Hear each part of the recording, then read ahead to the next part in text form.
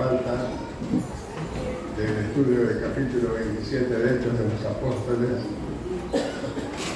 y vamos a meditar en el libro de Efesios, en el capítulo 2, en el nombre del Señor Jesucristo. Este libro tiene un capítulo que es la provisión divina.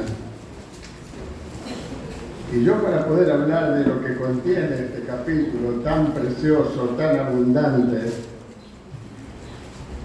lo comparo a un enorme galpón lleno de provisiones de todas clases. Que usted saca y saca provisiones de ese galpón y parece que se multiplican, nunca se terminan, siempre hay más. Y es lo que vemos en este precioso capítulo 2 de la Epístola de los Efesios. La inmensa provisión de la gracia. Y vamos a leer algunos versículos en el nombre de nuestro Señor Jesucristo y después vamos a ir viendo en el nombre de Jesús. Él os dio vida a vosotros cuando estabais muertos en vuestros delitos y pecados, en los cuales anduvisteis en otro tiempo, siguiendo la corriente de este mundo, conforme al príncipe de la potestad del aire, el espíritu que ahora opera en los hijos de desobediencia, entre los cuales también todos nosotros vivimos en otro tiempo en los deseos de nuestra carne, haciendo la voluntad de la carne y de los pensamientos, y éramos por naturaleza hijos de ira, lo mismo que los demás. Pero Dios, que es rico en misericordia, por su gran amor con que nos amó, aun estando nosotros muertos en pecados, nos dio vida juntamente con Cristo. Por gracia sois salvos. Y juntamente con Él nos resucitó, y asimismo nos hizo sentar en los lugares celestiales con Cristo Jesús, para mostrar en los siglos venideros las abundantes riquezas de su gracia, en su bondad para con nosotros en Cristo Jesús. Porque por gracia sois salvos por medio de la fe. Y esto no de vosotros, pues es don de Dios. No por obras para que nadie se gloríe, porque somos hechura suya, creados en Cristo Jesús para buenas obras, las cuales Dios preparó de antemano para que anduviésemos en ellas. Amén. Este precioso capítulo, donde nos muestra la provisión de la cruz, la provisión de la gracia, todo lo que Dios hizo a favor nuestro a través de su Hijo, está condensado en este capítulo. Comienza diciéndonos que nos dio vida cuando estábamos muertos en nuestros delitos y pecados. Y así estábamos cuando no teníamos a Cristo. Muertos en delitos y pecados. Así está todo hombre que no tiene a Cristo en el corazón. Tal vez tiene una religión. Tal vez tiene una religión que la recibió de sus padres, que lo recibió de sus padres, y así por tradición familiar se fue recibiendo, pero una religión que no tiene poder para salvar. Porque ninguna religión tiene poder para salvar. Solo la sangre de Cristo aplicada en el corazón es la que tiene poder para salvar. Y si así estábamos nosotros muertos en nuestros delitos y pecados, sin esperanza, sin Dios en el mundo. De allá el Señor nos rescató.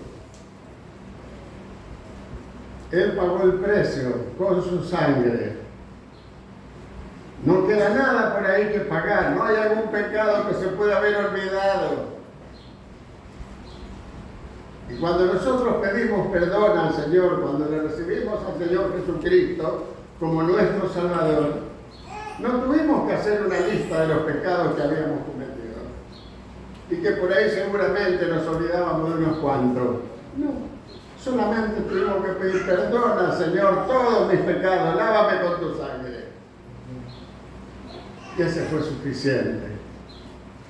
A partir de ese momento se encadena así una acción conjunta de esos tres elementos poderosos de Dios para obrar la salvación.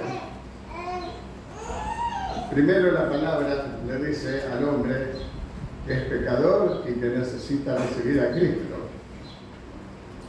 El Espíritu Santo lo convence. Vos sos ese pecador. Vos sos el que tiene que recibir a Cristo. Y entre los dos traen al pecador arrepentido a los pies de la cruz.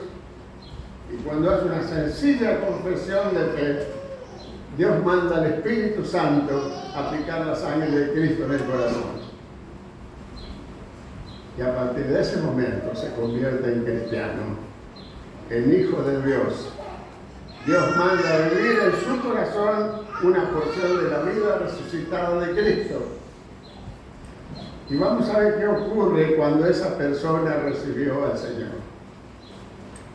Cuando yo recibí al Señor, cuando usted recibió al Señor, y si alguien en este día que no ha recibido a Cristo le va a recibir, lo mismo va a ocurrir, aunque al principio no lo sabemos, eso lo aprendemos después.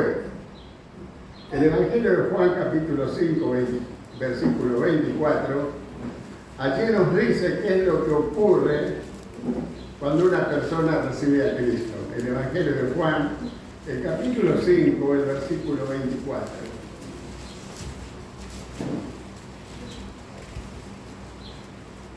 De cierto os digo, el que oye mi palabra y crea que me envió, tiene vida eterna.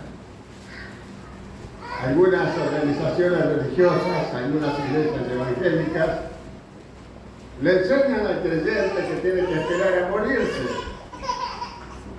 Y una vez que se muera lo van a medir, lo van a pesar, lo van a calibrar, a ver si hizo lo suficiente como para ganar la salvación. Pero acá el verbo tener está conjugado en el tiempo presente. Dice, tiene vida eterna. A partir del momento que recibió a Cristo como su Salvador, tiene vida eterna. Y ocurre algo más. Dice, y no vendrá condenación. Antes estaba muerto en delitos y pecados, pero ahora tiene vida eterna. Dice, y no vendrá condenación, más ha pasado de muerte a vida, de muerte eterna a vida eterna. ¿Por qué? Porque tiene la vida de Cristo en su corazón, que es la vida eterna, la vida resucitada de Cristo. Gracias al Señor.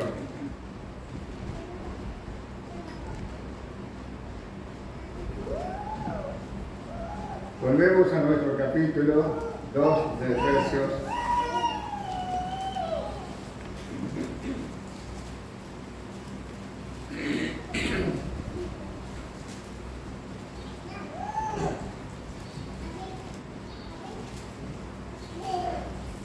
Él os dio vida a vosotros cuando estabais muertos en vuestros delitos y pecados. A partir de ese momento ya somos hijos de Dios. No somos más hijos de Dios ahora, después de 20 años de carrera, que en ese momento cuando recibimos a Cristo. Sí tendremos más experiencia, seguro, y sabremos algunas cosas que antes no sabíamos, y así, pero no somos más hijos que ese que recién recibió al Señor. ¿Y qué tanto, hijos? Esta porción fue leída acá, creo que el viernes, pero tiene mucho que ver con lo que estamos meditando ahora. El Evangelio de Juan, capítulo 10.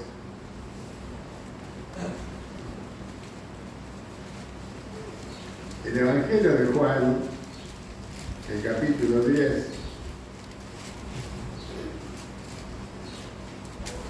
desde el versículo 27.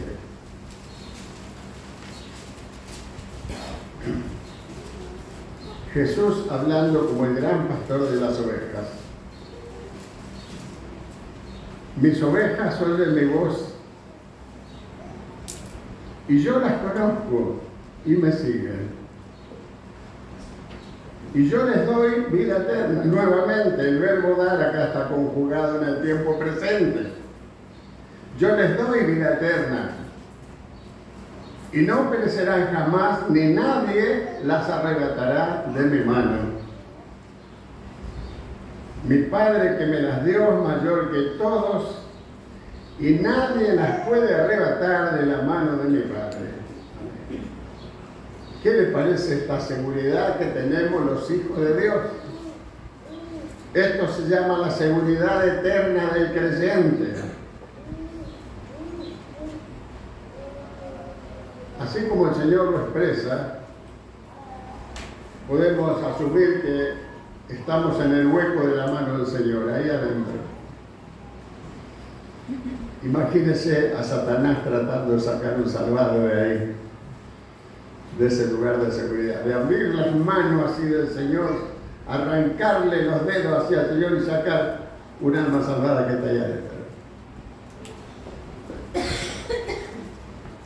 Yo les doy vida eterna y no perecerán jamás, ni nadie las arrebatará de mi mano, ni Satanás y todos sus ángeles caídos. Mi Padre que me las dio es mayor que todos, y nadie las puede arrebatar de la mano de mi Padre. Amén. Por si faltara un poco más de seguridad, dice el Señor, ahí abajo está la mano de mi Padre.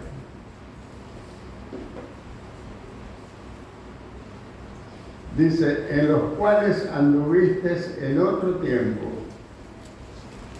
hablando de los delitos y pecados, en los cuales anduviste en otro tiempo, siguiendo la corriente de este mundo, conforme al príncipe de la potestad del aire, el espíritu que ahora opera en los hijos de desobediencia. Dice que todos nosotros, antes de tener a Cristo, andábamos siguiendo la corriente de este mundo. Y la corriente de este mundo es muy poderosa, arrastra todo tras de sí. Y la corriente del mundo siempre es para alejar al hombre de Dios. Siempre es para inventar pecados nuevos. Siempre es para inventar modas nuevas, costumbres nuevas, todas en oposición a Dios. Nunca a Satanás se le va a ocurrir decir, bueno, ya bastante hemos andado así, vamos a buscar a Dios. No. Siempre la corriente del mundo, empezando por la vestimenta, si usted ve en estos mismos días en la calle cómo se visten las mujeres jóvenes, es lamentable, prácticamente desnudas por la calle. Después eso provoca que sean atacadas verbalmente y muchas cosas, pero pareciera como que anduvieran buscando eso. ¿Quién inspira eso? Satanás. ¿Quién inspira eso? Satanás. Y Satanás, si pudiera, lo introduce dentro de la iglesia. Si pudiera, lo introduce dentro de la iglesia. Pero tenemos que recordar que tanto los hombres como las damas tenemos que vestirnos de una manera decorosa. Mucho más si venimos a la casa del Señor, de una manera decorosa, de una manera que indique el respeto que le tenemos a este lugar y a quien habita en este lugar. No importa que Satanás diga que el verano que viene van a tener que andar con un pecho afuera las damas, no importa. Eso es lo que Satanás dice. Usted no tiene que permitir que eso entre por su oído. No tiene que recibir, tiene que rechazar esa clase de propaganda satánica. Porque nuevamente todo es para alejar al hombre y a la mujer de Dios. Todo. Siguiendo la corriente de este mundo. La corriente de este mundo hoy mismo, ahora mismo, dice que se puede tener cuantas parejas quiera. 2 mujeres, 3 mujeres, mujeres con hombres, todo mezclado. Total. Y también hay una corriente de creyentes que afirman que no importa lo que hagamos en este cuerpo. Total, este cuerpo no va a ir al cielo, dice, así que yo con este cuerpo puedo hacer lo que quiero. Y eso es mentira del diablo. Eso es mentira del diablo, porque con este cuerpo de carne limitado tenemos la capacidad de honrar a Dios. Tenemos la capacidad de andar con Él. Tenemos la capacidad de cumplir con su palabra. Por esas cosas tan sencillas que Él ha puesto en su palabra a favor de la familia cristiana, a favor de los matrimonios. Ahora hay un movimiento muy grande, el movimiento ese LGTB, que sé yo cuántas letras tiene, que habla de la igualdad de los sexos y todo eso. Quiero leer en Génesis, cuando Dios formó la primera pareja y la bendijo.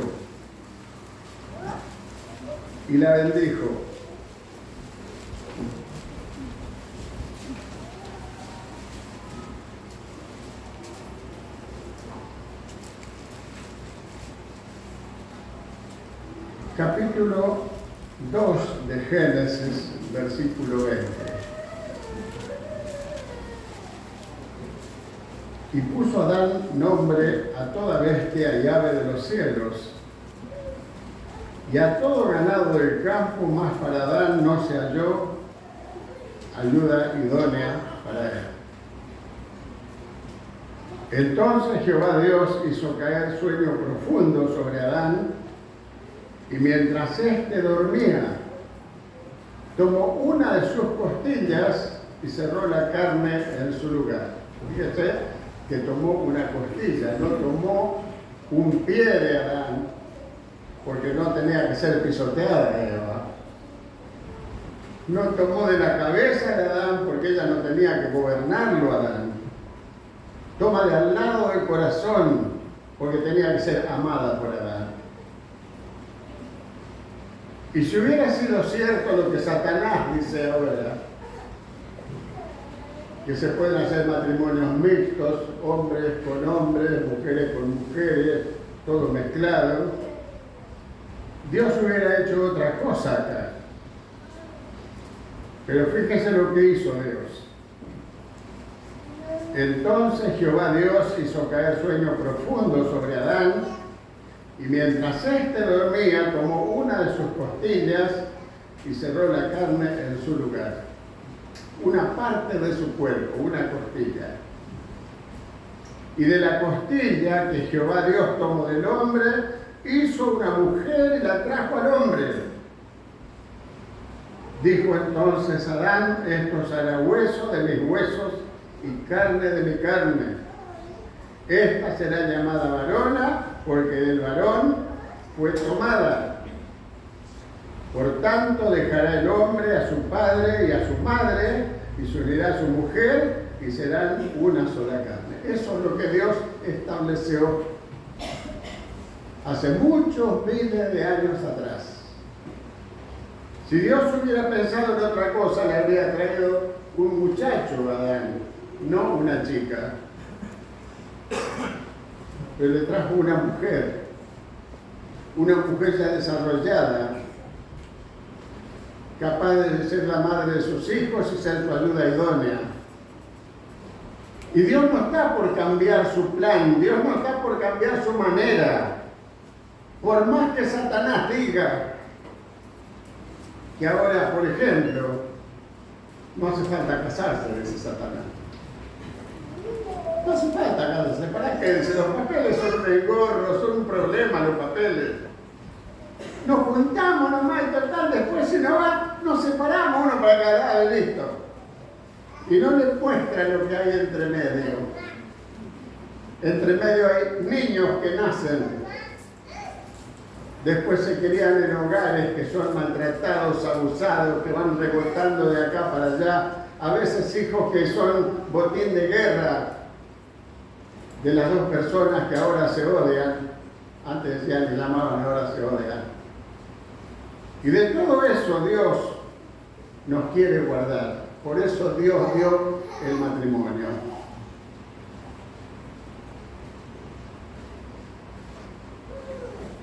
No es lo mismo, y perdónenme si alguno está en esa situación, yo tengo que dar la palabra de Dios. No es lo mismo estar, como dicen, en pareja, o juntado, o como quiera llamarlo, que estar casado legalmente. Empezando con los propios hijos, cuando les toca ir a la escuela. Que pasan situaciones vergonzosas cuando tienen que decir que su papá y su mamá no están casados. Por ejemplo, ni hablemos si llega a fallecer uno de los dos y hay una propiedad. Tiene que andar consiguiendo testigos y papeles y cosas que demostrar que vivían juntos, cuando nunca fuese el propósito de Dios. Dios los une.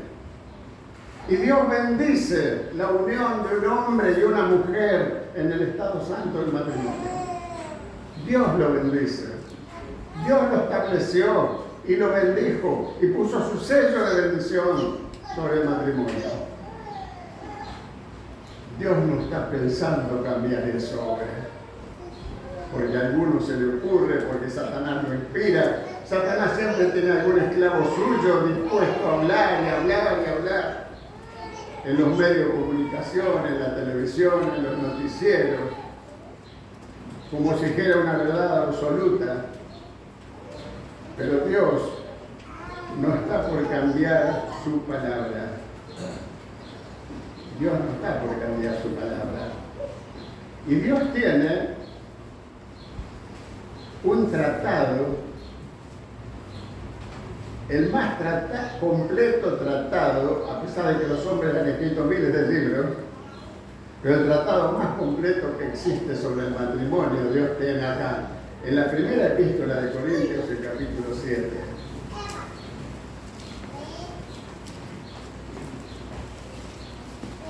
Voy a ir salteando algunas cositas, porque no tenemos tanto tiempo. En cuanto a las cosas de que me escribisteis, bueno le sería al hombre no tocar mujer. Pero a causa de las fornicaciones, quiere decir para que no ande pecando, eso quiere decir.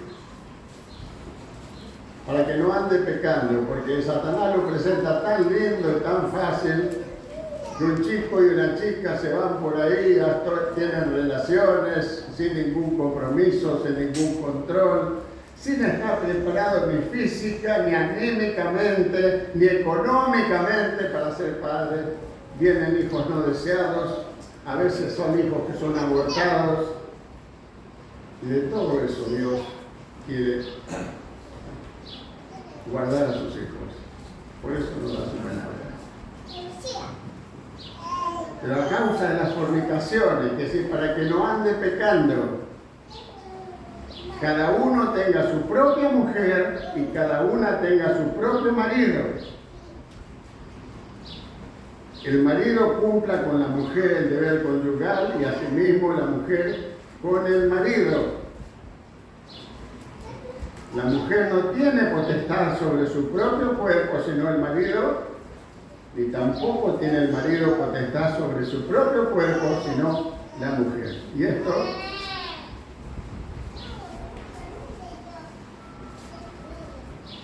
este versículo viene a echar por tierra, gracias a Dios, viene a echar por tierra esa teoría diabólica del poliamor. El poliamor, que puede haber una pareja que son 3 o 4 y tienen absoluta libertad entre ellos y esto. Y eso nunca terminará bien. Ese no es el plan de Dios. Mucho menos, ese no es el plan de Dios para un hijo de Dios y para una hija de Dios.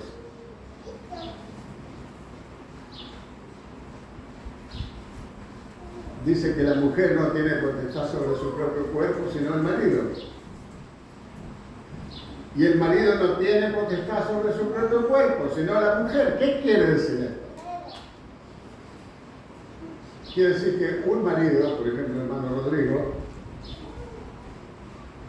en su cuerpo no le pertenece a él, ni tampoco a otra persona que no sea su esposa, que es mi hija Débora. Entonces no puede andar entregándole este cuerpo a otra mujer, a otra persona. Así como su esposa no le puede andar entregando su cuerpo a otro hombre que no sea Rodrigo, que es el marido. Dios lo hizo así.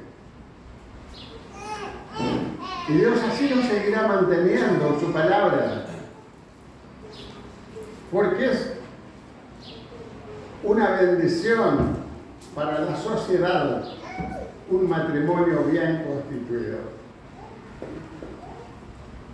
Lo voy a volver a repetir. Es una bendición para la sociedad un matrimonio bien constituido.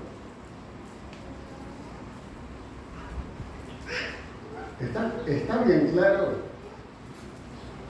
Porque a veces parecería que no es muy claro y que hay hermanos que les cuesta tanto aprender esto que es tan sencillo.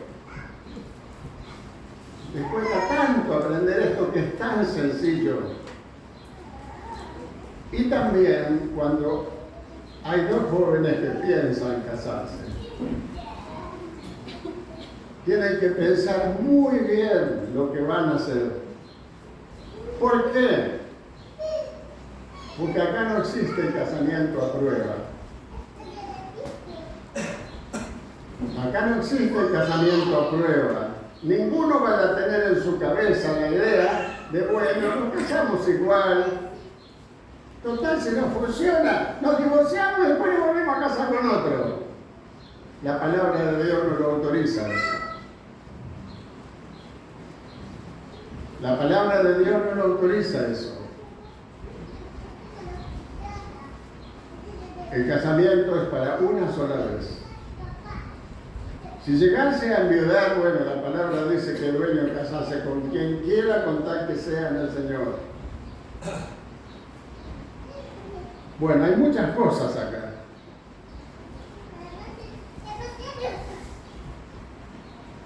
Quisiera más bien que todos los hombres fuesen como yo, dice el apóstol Pablo. Él era soltero, pero él tenía don de continencia. Él no necesitaba estar con una mujer, entonces él podía ser soltero. Por eso dice, quisiera más bien que todos los hombres fuesen como yo, pero cada uno tiene su propio don de Dios, uno la verdad de un modo y otro de otro.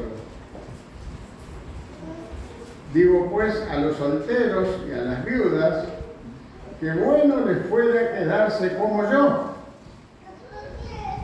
Pero si no tienen don de continencia, cásense. Pues mejor es casarse que estarse quemando. A veces me ha tocado encontrarme con alguna persona que me dice que yo no puedo mantener ni yo mismo y yo voy a mantener una mujer, dice encima. Pero no quiere vivir como soltero, anda pecando por ahí. No quiere vivir como soltero, anda pecando.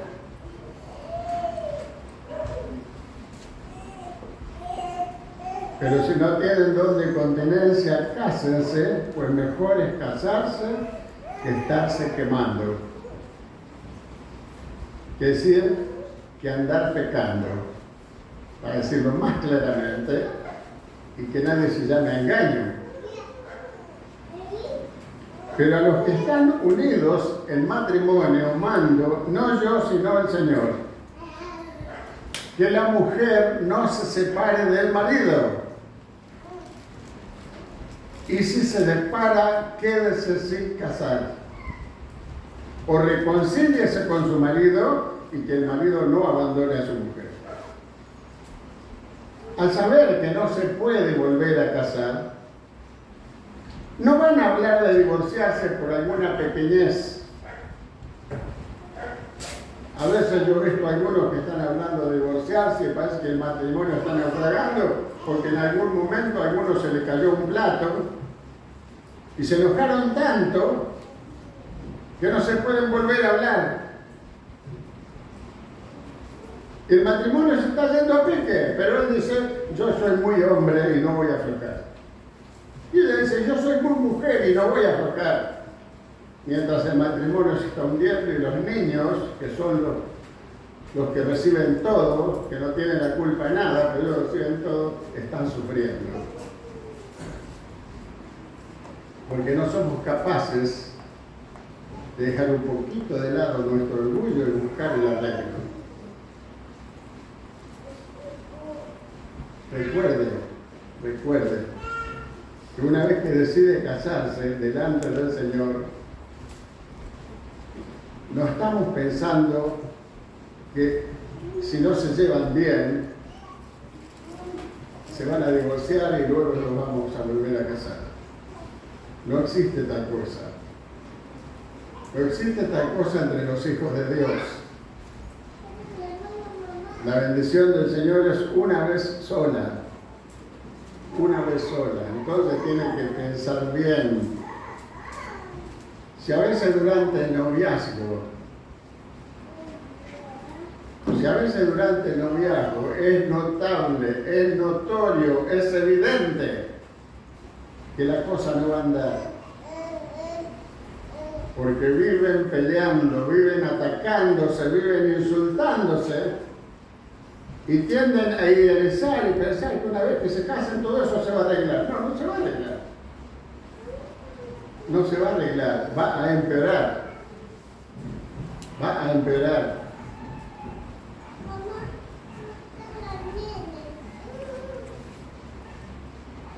Es terrible esto, pero es cierto. Entonces más vale llorar antes.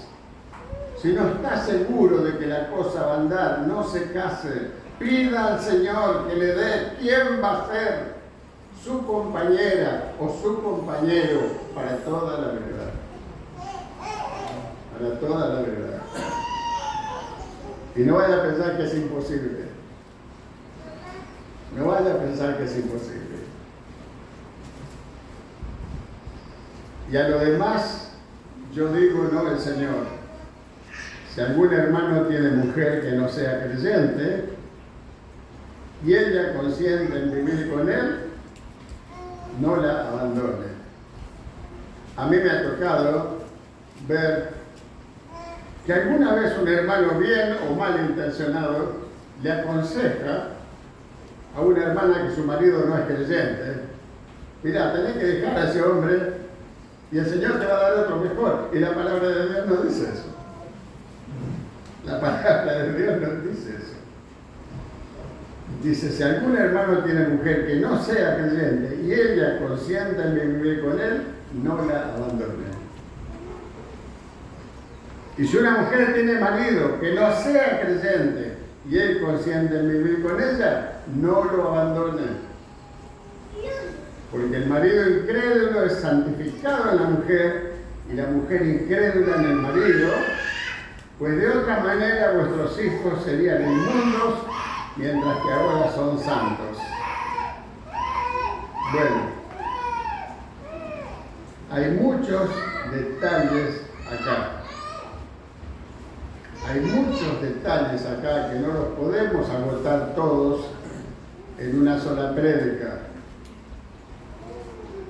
Pero hay un detalle que en este tiempo que estamos viviendo es primordial. ¿Me podría prestar un teléfono? Alguien, cualquiera, ¿me puede prestar un teléfono? Gracias.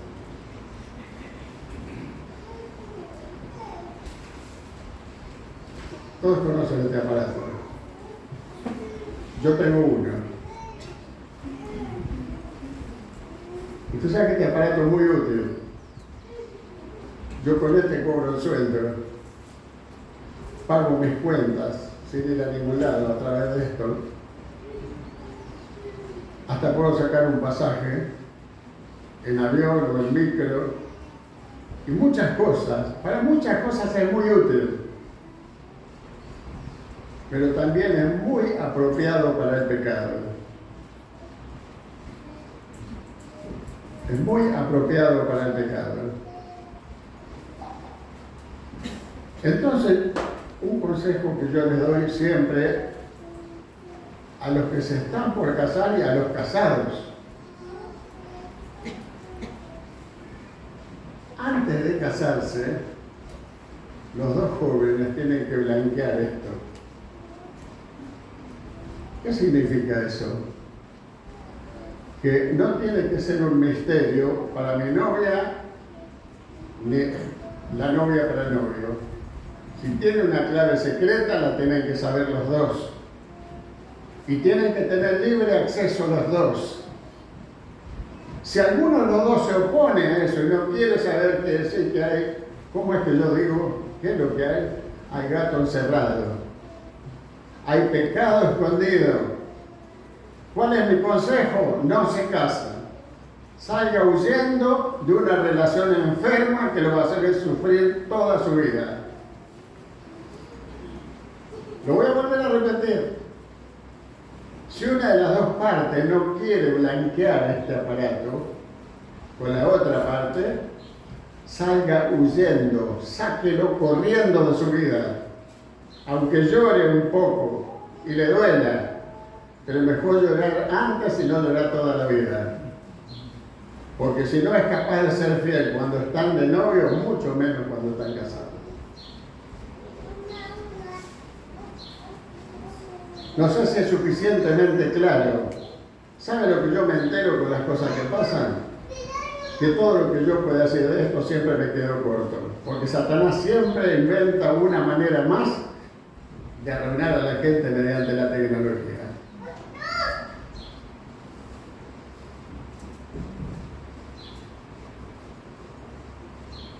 Versículo 39.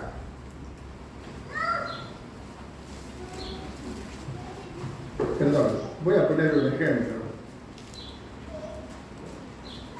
Supongamos que este teléfono está colgado ahí, se puede caer, arriba de una mesita y suena.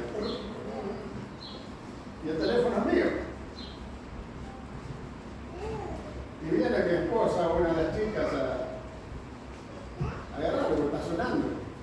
Y aparezco yo. Me pongo en primera persona para no ofender a nadie. Aparezco yo corriendo, colorado, transpirado, enojado. ¿Qué haces con mi teléfono vos? No te dije que no tenés que tocar mis cosas. Yo no me meto en las mías, vos no te metas en las tuyas. Bueno, si esa es la situación, salga huyendo. Salga huyendo. Porque ese que está enojado, ¿sabe por qué? Que no sabe cuántos gatos tendrás contigo acá. No uno. Gatos encerrados, pecados escondidos. Y yo le podría decir ahora mismo, ¿cuántos serían capaces de intercambiarse los celulares por 24 horas? Y eso no va a demostrar qué tan metido está Satanás en esto.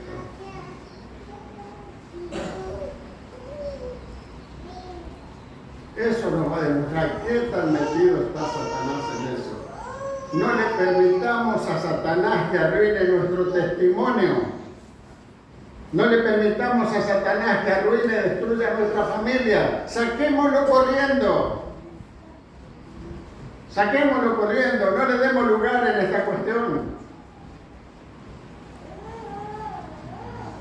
Bueno.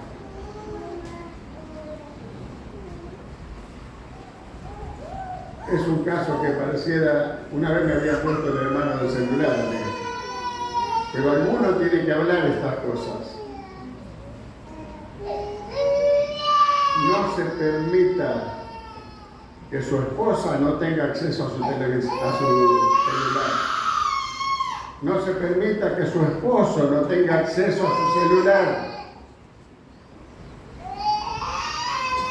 Por más que se trate de disimular, por más que se trate de esconder y de disimular, si esto no está blanqueado, hay pecado escondido. No le queremos inventar ninguna cosa. Y ese matrimonio está condenado a fracaso. Y yo no quiero eso, ni Dios tampoco lo quiere. Por eso nos da su palabra. Por eso nos da su palabra. Agradezco al Señor que en mi casa mi teléfono está por ahí, lo agarra la chica, lo agarra cualquiera. Pero yo no estoy libre. Pido al Señor cada día que me guarde en su misericordia. La parte, ¿sabe cuál es? Juzgarnos a nosotros mismos. No permitirle a Satanás que introduzca su veneno para echar a perder nuestra hermosa familia. Hasta aquí nomás, que el Señor siga bendiciendo su palabra.